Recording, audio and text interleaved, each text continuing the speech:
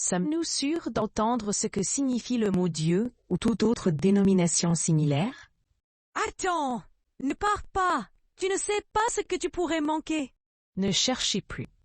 Voici un résumé en quelques mots de tout ce qui a été dit depuis la nuit des temps sur ce que représente le mot Dieu ou ses synonymes. Vous trouverez ici sa meilleure définition. Et ce n'est pas moi qui dis cela, mais la vie elle-même qui joue à travers moi et chacun de nous. Et vous le savez.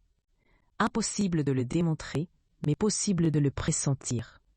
On va voir qu'est-ce qu'il a à nous dire, lui. Salut les amis, c'est moi. Je suis venu là pour vous faire perdre le temps. Non, arrêtez, je rigole. Je sais qu'il y aura quelqu'un qui attendra quelque chose de moi. Tout le monde n'est pas prêt à entendre ce qui suit. Si vous n'êtes pas tolérant, mieux vaut que vous sortiez d'ici. Vous êtes prévenus. Je vais recevoir plein de critiques, mais ça m'est égal. Ça ne va pas plaire parce que ça va déranger beaucoup de personnes. Fais attention, hein. Dans cette vie, il n'y a pas de mérite, tout est déjà écrit à l'avance. Quoi? Mais qu'est-ce qu'il dit? C'est simplement le jeu de la vie.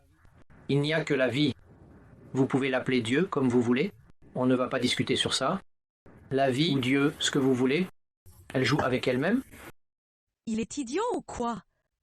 C'est ça, la vie. Le seul sens qu'a la vie, c'est de jouer avec elle-même, parce qu'il n'y a que la vie qui existe.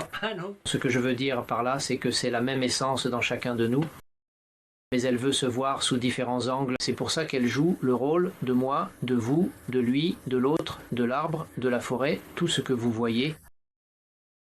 Ce sont des différentes manifestations de la vie, et elle le joue avec elle-même.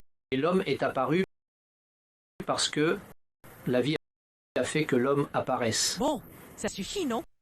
Aussi simple que ça.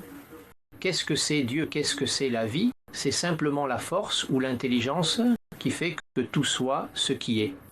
Il n'y a rien à découvrir, tout est déjà. Il n'y a que la vie qui existe et qu'elle joue avec elle-même. Difficile à comprendre? Y a rien à comprendre. Peut-être. Et non, et facile, tout dépend de ce que la vie a décidé vivre ou expérimenter dans chacun de nous. Il n'y a pas d'autre secret. Mais qu'est-ce qu'il a bu?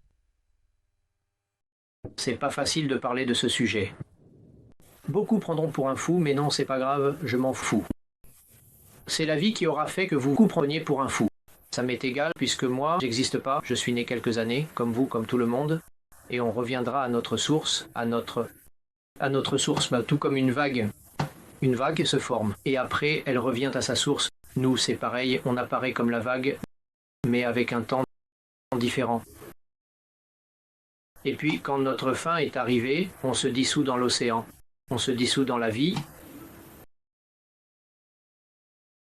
Oula, c'est plus grave que ce que je croyais. Donc, jusqu'ici, ça suffit à digérer un peu, ou alors à jeter la poubelle pour ceux qui n'acceptent absolument rien de ce que je viens de dire.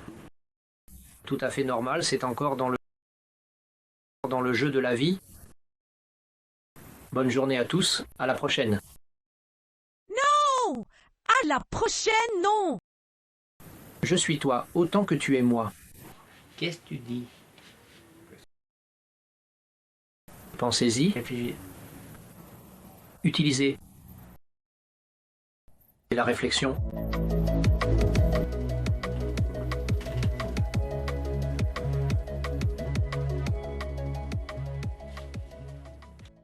Je vous l'avais dit. Qu'est-ce que vous voulez que je vous dise? Si vous avez la curiosité de savoir pourquoi il a dit toutes ces bêtises, lisez ou écoutez avec moi ces réflexions qui suivent. Il est préconisé de laisser un instant l'ego de côté avec un cœur et un esprit ouverts. Réflexionnons. Où est l'homme qui a donné naissance à ce rosier? Qui a choisi le nombre de feuilles et d'épines sur chaque tige? Et le nombre de pétales de chaque rose ainsi que le moment de leur éclosion pour nous offrir leur beauté et leur parfum. Observez ce mouvement, ce déploiement. Qui le provoque?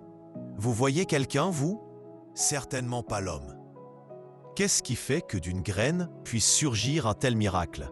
Ce ne peut être qu'une intelligence infinie qui puisse créer cela. Vous pouvez la voir, cette intelligence? Non, et pourtant elle est évidente. Cette intelligence infinie ne serait-elle pas ce qu'on appelle la vie ou la source ou Dieu? Et qui ne peut être séparée de nous? Qui peut nier cette évidence? Et l'homme ne se déploie-t-il pas comme le rosier? Qui a donné forme à ses organes, à ses membres? Quelle intelligence a organisé son cerveau pour qu'il puisse œuvrer dans ce monde? Quelle force fait battre son cœur pour le maintenir en vie sans qu'il n'y intervienne en rien? Une intelligence infinie se charge de tout. Vous ne voyez pas cette intelligence dans tout, et vous ne croyez pas qu'elle serait capable de jouer avec elle-même, avec sa création? En utilisant nos corps pour s'amuser à créer, en nous faisant croire que nous pouvons créer indépendamment d'elle? Il n'y a que la vie qui peut faire et défaire. C'est tellement évident. Alors, pourquoi ne pas laisser toute vanité et toute comparaison? Vous vous imaginez la rose qui vient d'éclore se vanter? Ou le bourgeon qui n'a pas encore vu la lumière se déprimer? Ça n'a pas lieu, n'est-ce pas? Alors cessons de nous comparer à quiconque.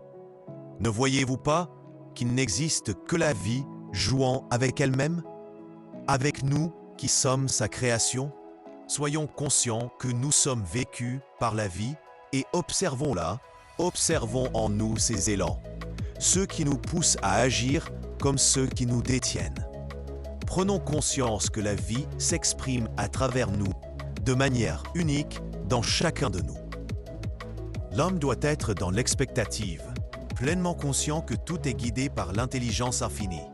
Il doit observer en silence et simplement accepter tout ce qui se présente à lui, sans regarder, sans désirer, sans rejeter, sans protester, car rien ne lui arrive sans lui être envoyé. Parce que tout ce qui est vécu est ce que l'intelligence infinie a décidé de vivre dans chaque particule.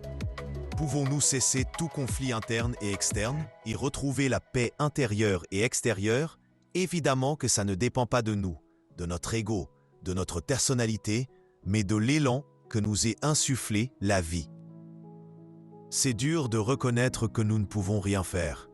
Eh oui, le libre arbitre, à l'image de la vague, est illusoire, car il n'existe que la vie jouant avec elle-même, décidant quelle expérience vivre dans chacun de nous. Donc dans cette création, la vie nous fait croire que nous sommes séparés et indépendants de la source, capables de créer et d'avoir un libre arbitre pour que le jeu soit plus intéressant, plus motivant. Reconnaître cela fait mal à notre ego, mais la vie, au moment voulu, selon l'expérience choisie, nous rappellera qui nous sommes, et alors la souffrance de l'ego disparaîtra, car il se sentira un avec la source, un avec la vie. Nous ne sommes rien et nous sommes le tout. Tout est si paradoxal. Comment comprendre cela? La vague n'est rien en elle-même. Nous pourrions dire que c'est une illusion de quelques secondes, mais en même temps, elle est aussi l'océan. Tout comme nous, nous sommes une illusion de quelques années, mais nous sommes aussi la vie, l'intelligence infinie qui nous a donné forme. Peut-être que son jeu, notre jeu, consiste en ceci. Nous oublier pour ensuite nous retrouver comme ce que nous avons toujours été et continuerons à être jusqu'à l'infini. Et en conclusion, vivez la vie de votre personnage, mais aussi du point de vue de l'observateur, comme un acteur jouant son personnage, mais en étant conscient d'être l'acteur de ce personnage. Pour terminer, je vous propose un jeu. Quand vous vous retrouverez un jour, tranquillement assis sur un banc, dans un parc ou dans une terrasse de café, observez les personnes qui apparaissent et choisissez-en une. Essayez de vous transporter dans le corps de cette personne. Imaginez que vous êtes cette âme qui habite ce corps. Ressentez que vous êtes cette personne, alors une émotion apparaîtra. Un amour inconditionnel et une joie indescriptible pourraient alors s'installer. Les mots sont insuffisants pour définir ce que nous sommes. Auteur, la vie à travers ce corps éphémère et l'état de conscience du moment. Qu'allons-nous faire de lui? Ayons pitié. Aidons-le à prendre conscience que la vie ou Dieu n'a rien à voir avec ce qu'il raconte. Ou peut-être que oui. Orientez-le avec vos commentaires ci-dessous. Merci pour lui.